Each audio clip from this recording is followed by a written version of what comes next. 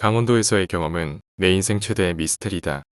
다니던 직장에선 알력으로 퇴사를 하고 시간이 나버뒀던 소개팅에선 백수라는 이유로 가차없이 퇴짜를 당하고 갑작스레 돈 나갈 때는 많아지고 여러모로 될 일이 없던 재작년 가을이었지. 구인 광고에서 우연찮게 본 그곳. 월 280의 강원도 산중턱 농장에서 먹보자고 하면서 소들을 관리하는 일이었어. 집을 떠나간다는 게 좀 망설였지만 되는 일도 없고 착잡한 심경이었던 그때. 속세를 떠나 다 잊고 마음의 안정을 되찾고자 일을 시작하게 됐지. 막상 가보니 산중턱이 아니라 깊은 산중 꼭대기더군. 밤되니 주변에 불빛 한 점 없었지. 거기에 전기가 들어온다는 게 신기할 정도였으니까. 그곳엔 먼저와 일하고 있던 두 분이 계셨는데 농장 안에서 거주하지 않지만 사료와 우유를 실어 나르는 3살 터울 형과 나와 같이 지내며 농장을 전체적으로 관리하던 50대 후반의 아저씨 한 분이 계셨지. 형도 착하고 재밌는 사람이었고 그 아저씨분도 강원도 사람이라 그런지 아주 인자하시고 좋은 분이었어. 좋은 사람들과 숲의 향기를 느끼며 자연인으로 돌아간 기분이랄까. 처음 올 때부터 느낀 거지만 까마귀가 어쩜 그렇게 많던지. 전체적으로 무언에 스산한 기분도 들고 소화개들이 왠지 겁에 질린 듯한 눈빛에 괴리감도 있었지만 몇 주 지나서는 그것도 다 잊고 모든 게 만족스럽기만 했었지. 시도 때도 없이 우러대는 까마귀 떼들 떼고 그러다 어느 날인가 소들에게 사료를 먹이고 씻고 TV 좀 보다 자야지 하는데 아저씨가 술이나 한잔 하자는 거야. 술 별로 안 좋아하신다더니 웬일로라고 생각했어. 나야 마다할 이유 없으니까 전부터 냉장고 귀퉁이에 쌓여있던 맥주와 소주를 잽싸게 들고 왔지. 맥주로 갈증을 달래고 쇠주 사발을 기울이면서 두런두런 얘기 나누며 마시는데 얼마나 마셨을까. 대청마루 술판 옆에서 그르렁거리며 자던 황구놈이 갑자기 벌떡 일어나 아저씨를 보고 마구 지저대는 거야. 더 충격적인 건 아저씨가 그런 황구에게 이 샹놈의 강아지가 주인도 모자라 쳐보고 시발놈의 강아지 죽어버려 하면서 낯을 마구 휘두르는 거였어. 황구는 구들창 밑으로 기어들어가서도 계속 깨깽거리고 있었어. 평소 그 인자하시던 아저씨는 온데간데 없었어. 그때 아저씨 말리다 나도 낯에 찍힐 뻔했었어. 그때 눈빛이 어땠는 줄 알아? 두 눈이 완전 사시가 되어서는 한쪽 눈은 반쯤 뒤집어져서 황부숭 방향을 노려보고 있었고 한 눈은 나를 보는데 동공이 완전 풀렸더라. 나는 먼저 들어가 잘 기어하고 무서워서 방문 걸어 잠그고 잠을 청하는데 밖에서 아저씨는 시발놈의 강아지, 소새끼들 욕을 하면서 농장을 방황하고 있더라. 주사가 저래 심할 줄이야. 다신같이 술 먹지 말아야지 하고 난 그대로 잠이 들었지. 다음날 아침에 젖자고 소사로 먹으려고 일어났는데 아저씨가 안 보이더라. 혹시나 황구가 해코지 당했나 싶어 불렀더니 다행히 꼬리 흔들면서 저만치 풀숲에서 기어나오더라. 근데 아저씨는 불러도 찾아봐도 온데간데 없고 농장 주인 아저씨한테 전화를 해야 되나 말아야 되나 하고 있었어. 일단 아저씨한테 전화해보니 전화가 안 터지는 데 있는 걸 보아 산중턱에 내려갔나 싶었지. 평소에도 부지런해서 먼저 새벽같이 일어나 산보도 다녀오고 있었으니까. 소들 사료부터 먹이고 그때까지 안 오면 농장 주인 할배한테 전화하자 하고 소사를 주고 있는데 우유가 지러운 형이 아저씨를 싣고 오는 거였어. 흙바닥에서 뒹굴었는지 만신창이로 자고 있는 아저씨를 어디서 데려오는 거냐고 물었더니 응, 저 아래 무덤에서 라고 말하더라. 이번이 처음은 아니라더군. 산길 올라오는 길에 이름 없는 반듯한 무덤 하나를 봤었는데 왜 거길 가서잖아. 가을이라 아침 바람도 드슬 텐데 참 술이 문제다 싶었지. 그렇게 다시 일상으로 돌아왔고 며칠인가 지나서 농장 주인 할배가 찾아왔었어. 할배는 오자마자 소들부터 둘러보더니 왜 소가 자꾸 없어지느냐고 아저씨랑 티격태격 하는 거였어. 전에 주저앉은 늙은 소는 저쪽 구덩이에 묻었고 새끼 젖소는 질똥 싸다 죽어서 태워버리지 않았습니까? 그거랑 몇 마리 죽었던 거 빼면 288마리가 맞는데 왜 자꾸 억지 말씀을 하십니까, 어르신? 이라고 말하는 아저씨와 막무가내로 소가 없어졌다는 주인 할배는 한참을 실갱이 하다 돌아갔고 억울한 듯한 아저씨는 분에 겨워 오늘은 형 불러서 농장 비우고 신에 나가 밥이나 먹자고 하시더라. 덕분에 간만에 세상 구경 좀 하고 배불리 밥 먹고 농장에 돌아오다가 문득 떠오르는 게 처음에 여기 오기 전에 할배가 했던 말이 생각났었어. 소가 300마리가 좀 넘으니 둘이서 관리하려면 좀 힘은 들 거라던 말. 그래서 아저씨께 원래 소가 300마리 넘지 않았었나요? 그러고 보니 삼구에 있던 마른 소들이 몇 마리 없어진 것 같기도 한데 라고 내가 말했더니 너는 온 지 얼마 안 된 놈이 아무것도 모르면서 참견하지 마라 라고 다소 이질적인 말투로 말하는 아저씨를 보고서는 그때부터였을 거야 뭔가 이상한 낌새를 느끼게 된 것이. 그 뒤로 며칠이 지나고 이번엔 아저씨 혼자 방 안에서 술을 들이마시더니 또 주사를 부리면서 농장 주변을 배회하더라. 그런 아저씨를 보면서 황구는 숨어서 미친 듯이 지저대고 역시나 다음날 아저씨가 안 보이길래 이번엔 내가 직접 찾아가서 봐야겠다 하고 산중턱 무덤에 가봤더니 한 손에 낫을 든 채로 무덤 옆에서 고이 자고 있는 게 아니겠어. 아니 그 무덤에 꿀 발라놨나 왜 자꾸 거기 기어가 처자는 건지. 형에게 그 무덤은 대체 뭔데 왜 자꾸 아저씨가 거 가서 자냐고 물었더니 너 오기 전에 아저씨와 같이 일하던 최씨 아저씨가 있었거든. 여름에 젖소들 방목시키다 밀려 군 놈이 쏜 총소리에 소들이 놀라서 산비탈을 떠밀려 내려가게 된 거야. 하필 그 아저씨가 길목에 있다가 절름발이로 미쳐 피할 틈도 없이 소떼에 밟혀 죽은 거야. 수십 마리에 밟혀서 몰골이 말이 아니었더라더라. 가족도 없이 군청에 신고는 했는데 친인척들도 소식이 없어 거기에 묻은 거다. 잠시 머뭇하던 형이 이렇게 얘기를 해줬어. 그때부터 그 아저씨도 술만 먹으면 거 가서 나자빠져 있던 거란다. 뭐 7년을 같이 일했던 사람인데 정이 오죽했겠냐고. 아 그래서 그랬었구나 싶다 생각하고 2주 정도 별일 없이 지냈을 거야. 점심 먹고 심심해서 밤을 한움큼 주워다 왔는데 아저씨가 저쪽 마른 골짜기 쪽에 개복숭아 나무 있더라고. 지금 한창 익을 때라 맛있을 거라고 하길래 냉큼 가봤지. 근데 골짜기 언덕에 올라서니까 썩은 내가 확 올라오더라. 아 시발 뭐야 하고 정말 진짜 왠지 모르게 내려가기 싫단 거 눈 딱 감고 내려갔었어. 근데 거기에 죽은 소가 수십 마리가 쌓여 있는 거야. 와 진짜 지금 생각해도 완전 시겁해서 골짜기 흙벼락을 미친 듯이 기어 올라갔어. 돌아가서는 아저씨한테 개복숭아 다 떨어지고 없다고 하고 그 죽은 소들 뭐냐고 물으려다 진짜 뭔가 이상한 느낌이 들어서 돌려 물어봤어. 전에 죽었던 소들 어디다가 묻었어요라고 그러니 아저씨가 왜 전에 2마리는 같이 묻지 않았냐고 농장 주변 곳곳에 묻었다라고 태연하게 말했어. 그럼 그 소들은 대체 뭐지? 전에 소들 전염병 걸린 적 있었냐고 물었더니 그것도 아니라고 하고 안 그래도 그 전에 찜찜했던 일이 있었어. 같이 묻었던 반쯤 썩은 소가 아침나절에 완전히 파헤쳐져서 한참 떨어진 곳에 나뒹굴러 있던 것도 처음 왔을 적엔 좀 부실하게 태어나서 겨우 일어서는 산새끼 송아지 누나를 까마귀들이 파먹고 있던 것도 그렇고 아 그리고 내가 자는 방벽에 여기저기 낙서에 지저분한 게 묻어 있었는데 머리맡에 써있던 낙서 중에 사방에서 음기가 소두치니 내 정신이 미묘해지어다. 너희는 무슨 죄로 이곳에 태어나 살고 죽는 것이냐. 이런 말들이 문득 떠오르니까 소름이 쫙 돋는 거 있지. 그래서 여기는 뭔가 있을 때가 아니다 싶어 마음의 정리를 해두고 있었지. 그날이었어. 바로 그날. 또 혼자 방 안에서 술라바를 불더니 여지없이 주사를 부리기 시작하더라. 전에는 시끄러워서 짜증만 났는데 이젠 그게 아니었어. 혹시 몰라서 과도 하나 들고서는 그 아저씨 행적을 쪼져봤어. 욕짓거리하면서 돌아다니다 구석에 묵혀있는 황구 이새를 지저댄다고 마구 차더니 이 개새끼가 반항한다고 또 패거하다가 사료창고로 가더라. 거기서 사료 한 푸대를 꺼내더니 마른 소들 구유에 붓는데 소들이 완전 겁에 질려서 사료는 안 먹고 우하고 우러다는 거 있지. 처먹어 하면서 돌 던지고 뚱들게 봉으로 우사 주변을 돌면서 막 찔러대고 정말 생각지도 못한 판타지한 일이었지. 소들이 왜 비쩍비쩍 말라가나 했었는데 이유를 알게 된 거지. 그러던 아저씨가 트럭을 끌고 와서 건초 묶을 때 쓰던 밧줄로 소 한 마리를 끌어내더니 안 가려는 거 트럭으로 질질 끌고 산길을 내려가더라. 얼마 안 가서 차 세우고 느닷없이 한마로 머리를 뻑 하고 치는 거야. 소가 그대로 옆으로 뻗으니까 낫이랑 목칼인지 정글칼 같은 거 꺼내서 반항 못하고 울어대는 소한테 네가 날 죽여. 네가 날 죽여. 하면서 마구 찌르고 재고 돌로 찌어대고 소는 잠잠해지고 한참을 그러다가 트럭으로 또 질질 끌고 가더니 그 전에 내가 봤던 죽은 소들 있던 골짜기에 끌어다 버리더라. 처음부터 끝까지 다 봤어. 아무리 강심장인 나라도 진짜 그 상황에서 누가 툭 건들기만 해도 오줌을 지렸을 거야.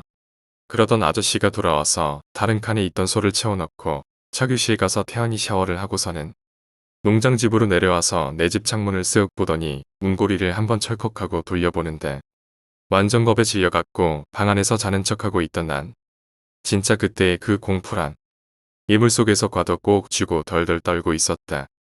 창밖으로 보니 우사 앞길을 통해 또 어딘가로 가길래 과도랑 짱돌까지 하나 챙겨서 다시 쫓아나섰지. 딱 보니까 그 무덤으로 가는 길이더라. 우사 주변은 밤에도 밝지만 그곳을 벗어나면 완전 칠흑인데다 더는 무서워서 쫓아갈 엄두도 안 나고 방으로 되돌아와 문 걸어 잠그고 뜬 눈으로 밤을 새웠다. 그리고 아침 일찍 짐 전부 싸갖고 트럭 몰고 미친 듯이 산비탈을 내려오는데 역시나 그 무덤 앞에서 아저씨가 자고 있더라.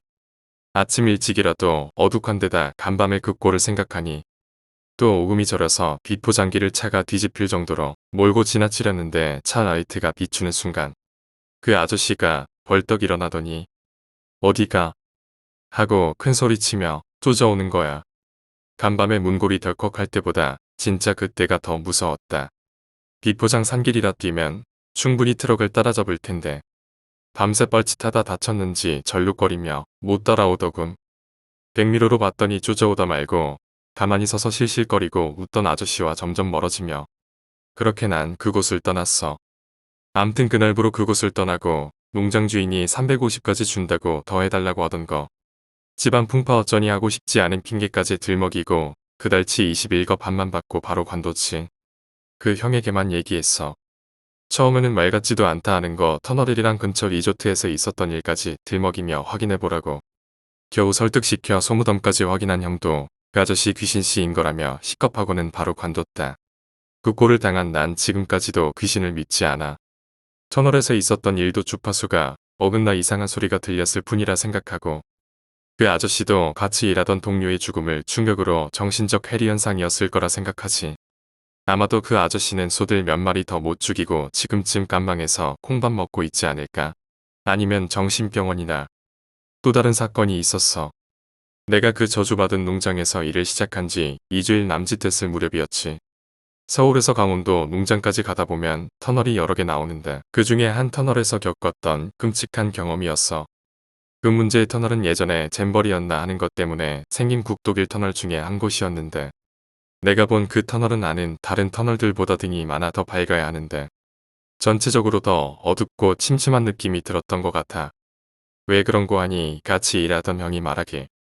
예전에 터널 안에서 사고로 불이 났었는데 앞뒤로 사고차에 막혀서 중간에서 타 죽었던 사람들이 꽤 많았다고 하더라고. 그때 그 그을음 때문에 그런 느낌이 들었던 걸까 암튼. 그 후부터 그 터널을 지날 때마다 터널 중간 조금 지나서 이상한 소리가 들린다는 소문이 돌았지.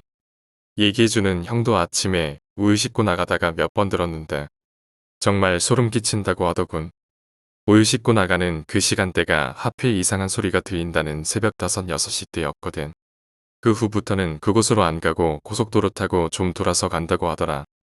나야 뭐 지금도 안 믿지만 그때도 귀신이란 게 있겠냐고 마냥 신기하고 궁금하기도 해서 우유 씻어 나갈 때 싫다던 형을 조르고 졸라서 결국 그 터널에 가보게 되었어. 안 그래도 썰렁한 강원도 국도에서 차 한 대 홀랑 그 어두침침한 터널을 지나려니 그것만으로도 오싹하더라. 터널벽에 덕지덕지 그 울음이 무슨 괴물 같아도 보이고. 그런데 형이 말한 라디오 지지직하는 소리는 안 나더군. 한 번이라 그런가 싶어 두어 번 더 가봤는데 형이 말한 이상한 소리는 결국 나지 않았어. 역시 헛소문이네 생각하고 있고 지내다가 일주일쯤 지났을 때였나. 아저씨와 나 형 셋이서 오랜만에 산골을 내려와 춘천에서 닭갈비 뜯고 노래방도 갔다가 농장에 되돌아가는 길이었지. 고속도로를 타고 갈까 하다 그냥 낮에 다니던 그 잼버리 국도를 통해서 아무 생각 없이 가고 있었어. 난 옆에서 아저씨는 뒷좌석에서 자고 있었고 그때 시간이 1에서 2시 사이였었나. 지금 글 쓰면서도 그때 생각하면 온몸에 소름이 돋는다. 잘 가던 형이 갑자기 아악하고 소스라치면서 급정거를 하길래 나도 화들짝 깼어. 눈을 떠보니까 그 터널인 거야. 근데 터널의 불은 띄엄띄엄 들어와 있고 시동은 왜인지 꺼져 있고 형은 완전히 정신이 나가서 핸들에 머리 박고 괴성을 지르고 있는 거야. 정말 진짜 무서웠던 그건 바로 그 라디오였어. 지지직 끼익끼익 하는 쇳소리 따다닥하고 뭔가 타는 소리. 그리고 꼬마애들 울부짖는 소리에 뒤섞인 비명소리가 라디오에서 엄청나게 크게 울려나오고 있는 거였지. 나도 반쯤 정신이 나가서 정확히 기억은 안 나지만 그때 그 분위기는 정말 지옥 같았다. 옆에 형은 완전히 겁에 질려서 불러도 머리 받고 괴성만 지르고 있고 나도 무서워서 형 팔 꼭 잡고 그렇게 몇 분을 있었는지 몰라. 그러다 누군가가 우리 차 창문을 마구 두들기는 거야. 무슨 일이세요? 괜찮으세요? 그제서야 난 정신이 돌아오게 됐지. 그때 그 사람은 차 안을 둘러보다 뒷좌석 쪽을 보고는 소스라치며 돌아갔던 것 같아 이유는 모르지만 그 사람 말이 지나가다 보니 터널 한가운데서 차가 경적 울리며 가만히 서 있길래 뭔 일 있나 싶어 아문 거라더군. 정말 무슨 가위 눌리다 깬 것처럼 정신 차려보니까 굉음을 내던 라디오에선 산호라면 노래 나오고 있었고 불도 거의 나갔던 터널도 몇 개만 빼고 전처럼 환하게 비추고 있더라. 형은 그때까지도 덜덜거리면서 울고 있었고 웃기게도 아저씨는 지금 상황을 아는지 모르는지 뒷좌석에서 편히 자고 있더라. 결국 패닉 상태가 된 형은 조수석에 옮기고 내가 운전하고 가려는데 나도 아직 매가리가 풀려서 핸들 돌릴 기운도 안 나는 거야. 그래서 자고 계시던 아저씨를 깨워서 자초지정을 얘기했더니 기식 웃으면서 원래 터널 같은 데서는 주파수가 약해지면서 다른 잡 주파수가 잡히는 경우가 종종 있다고. 괜한 헛소문을 의식하니까 착각한 거라고 치부해버리니 할 말이 없더라. 착각도 정도가 있지. 옆에 형은 아직도 말도 제대로 못하고 있는데 결국 아저씨께 운전대 좀 잡아달라고 부탁했더니 자기도 피곤하니까 그냥 좀 더 가다 보면 펜션이 하나 나오는데 거기서 좀 자고 아침에 나서자고 하시길래 그러자고 했지. 그렇게 간 곳이 바로 천국 리조트였어.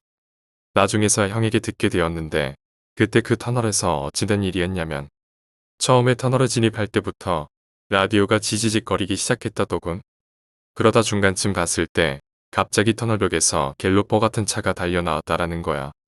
급정지할 틈도 없이 정면에서 갑자기 피투성이 애가 뛰쳐나왔고 그 애를 치는 순간에 난 잠에서 깼던 거였어.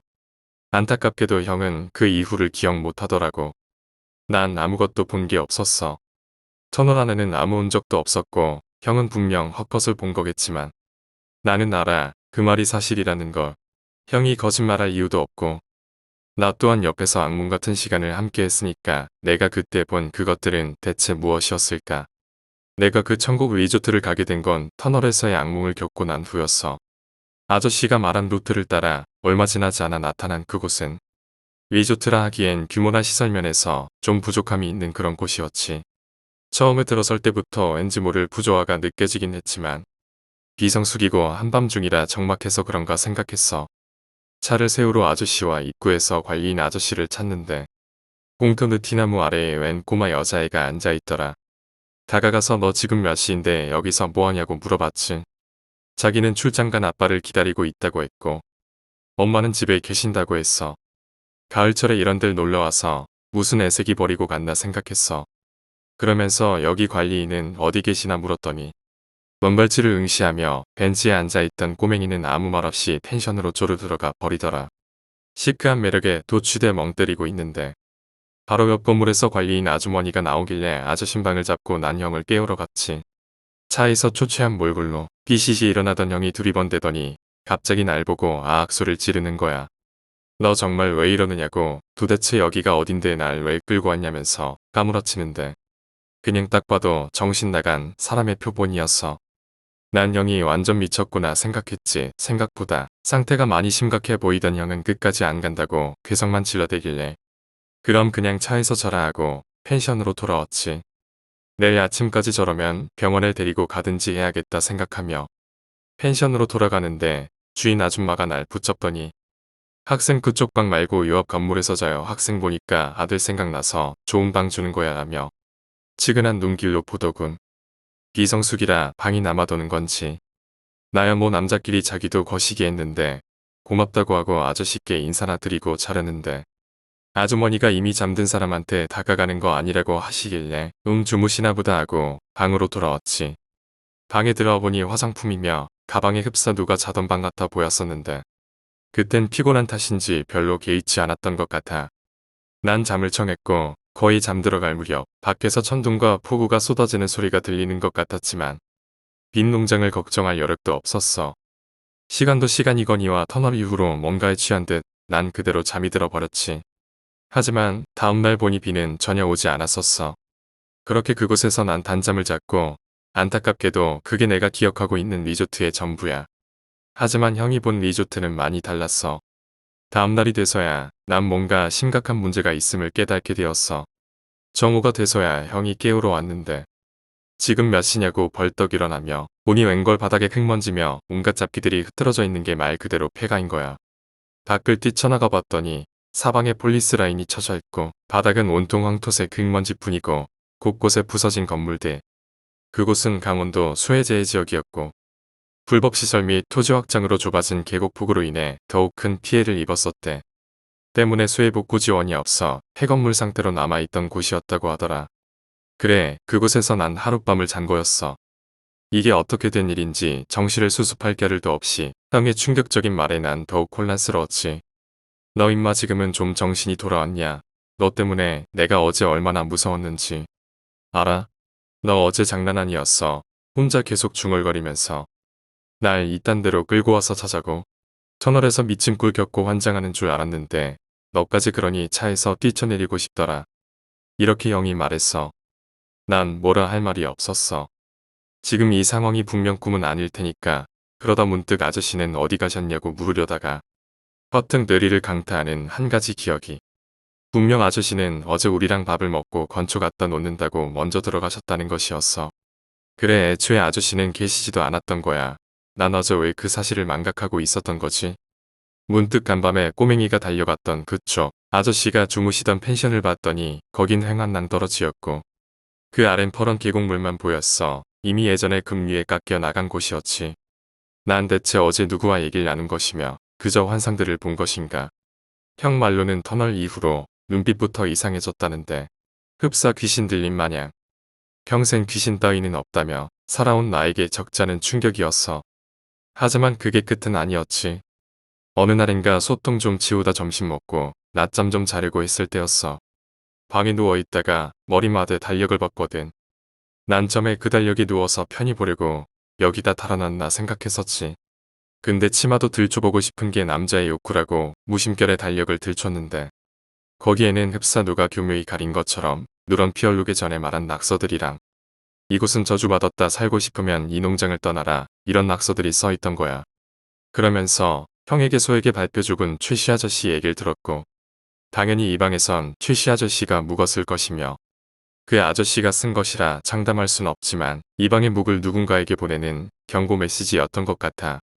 이후로도 농장 길바닥에서 피가 뿜어져 나오는 꿈을 꾸질한다. 까마귀들이 내 몸을 뜯어먹는 꿈. 생사람이 몸에 무슨 음기를 그렇게 많이 묻히고 다니느냐며 뽕깔 구수집에서 만난 무속인이 했던 말과 밤마다 울어대는 정체모. 이름 모를 짐승 소리. 공허한 눈빛으로 아무 곳이나 응시하며 미친 듯이 치서대는 개들. 그리고 그에 맞춰 점점 짙어지는 아저씨의 주사. 그렇게 얼마 지나지 않아 난 소무덤을 목격하게 되었지만 난 그곳을 뛰쳐나와서야 그 낙서의 의미를 깨닫게 되었지. 아저씨의 집중 타깃이 되었던 소들. 그 소들이 바로 전에 같이 일하던 최씨 아저씨를 밟아 죽인 젖소가 있던 우사였고 전에 영양실조로 부실한 새끼를 낳았던 우두머리소가 있던 곳이기도 했지. 전에도 말했던 그 최씨 아저씨의 죽음은 그냥 들어보면 그럴만도 하겠구나 생각될 수 있었을 거야. 소에 대해 좀 아는 사람이라면 한 번쯤은 의문을 가졌을 거야. 요즘은 최씨 아저씨는 떠밀려 오는 소들에게 채워 죽은 게 아니라 밟혀 죽었다는 말이지. 쉽게 말해 소들이 우두머리소를 선두로 최씨 아저씨를 그냥 밟아 죽였던 거야. 사방에서 음기가 소두치니 내 정신이 미묘해지어다. 너희는 무슨 죄로 이곳에 태어나 살고 죽는 것이냐. 그곳에서 미친 건 아저씨뿐만이 아니라 이미 소들부터가 아니 농장 전체가 미쳐 있었고 심지어 나까지도 미쳐가고 있었던 거지. 그 농장은 예전에 농촌진흥청 인가에서 소에게 질병 테스트를 하던 곳이라 들었고 속칭 소들의 마루타가 있었다고 하는 곳이었어. 때문에 소농장이 깊은 산중에 있게 된 거고 이 얘기는 내가 처음 왔을 때 지하수를 벌컥 들이켰다. 배탈로 개고생을 했을 때 아저씨가 해준 얘기였지. 그때 죽은 많은 소들을 산 곳곳에 암매장에서 여기 물은 반드시 끓여 먹어야 한다고. 그때 죽은 소들의 사체가 2006년 강원도 수해 때 곳곳에서 드러나기 시작했고 그때부터인가 이 농장은 미쳐가기 시작했던 것이지. 우리 옛날 초딩 때 보던 괴기랜드 같은 책에 그런 말이 있었잖아. 동물의 사체에서 나오는 인화수소 성분이 도깨비 불을 만드는데 그 인성물을 지속적으로 흡입하게 되면 환각이나 정신분열을 일으킬 수 있어서 때문에 무덤 근처에 미친 사람이 놔두는 거라고. 뭐 그런 이유였을 거야. 하지만 아직도 많은 의문을 남긴 채 그 강원도의 경험은 내 인생 최대 미스테리로 남아있지.